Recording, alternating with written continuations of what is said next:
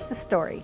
In 1994, I was in Buenos Aires, Argentina for a theater conference because I study theater and I study literature. I was walking down the street and I heard some tango music coming from a building nearby, and I followed the sound of the music down a flight of steps and found myself looking in on a dance class.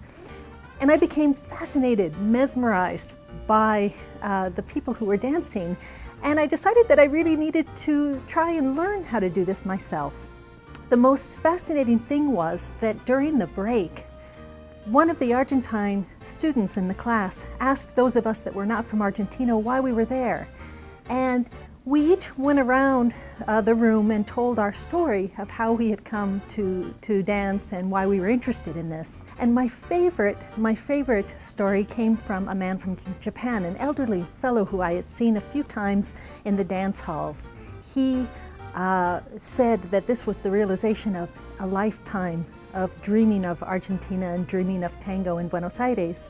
So he really didn't dance. He saved up his money, came to Buenos Aires and went to the dance halls and would just watch the people dancing, fascinated. When I heard this man's story, I realized that there was something very, very interesting here.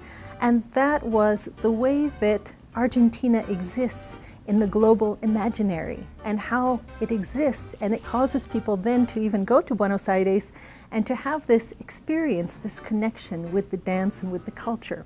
We are going to be discussing tango, global tango, in many different capacities. We'll be looking at it historically, which is something that surprises people lots of times to even know of. We'll be looking at the connection with Jewish history in Argentina and to this day with tango.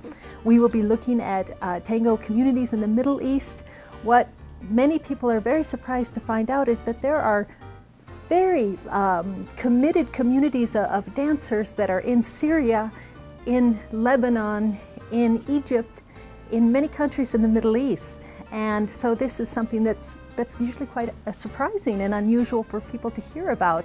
We will be looking at tango communities in Asia, and we will be examining how these global communities have formed using the World Wide Web and the internet, and how these communities have formed around the world, and how in each country tango takes on a different flavor. And in many cases, these are people who have never been to Argentina or been to Buenos Aires, but for whatever reason, they feel completely compelled by this dance, and they dance regularly within their groups. We will also be looking at activists, social activists, who are using tango as a way to demonstrate it for various causes. They've done this in Turkey, they've done this, well, around the world, reclaiming public space, because this is one way that they can have sort of a unique take on protest. Students in my class are going to know that tango is a lot more